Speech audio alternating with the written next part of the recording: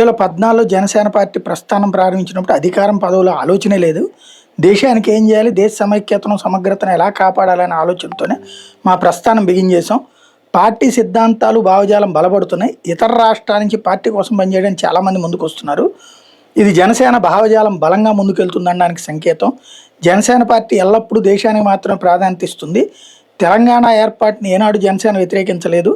కేవలం కాంగ్రెస్ పార్టీ విభజించిన తీరునే తప్పుపడుతూ వచ్చాం. విభజన చేసిన తీరులో లోపాల కారణంగా ఈనాటికి ఇరు రాష్ట్రాల మధ్య విద్వేషాలు ఉన్నాయి. ఢిల్లీలోనే సమావేశం పెట్టడానికి కారణం ఢిల్లీ చరిత్ర గొప్పదనం.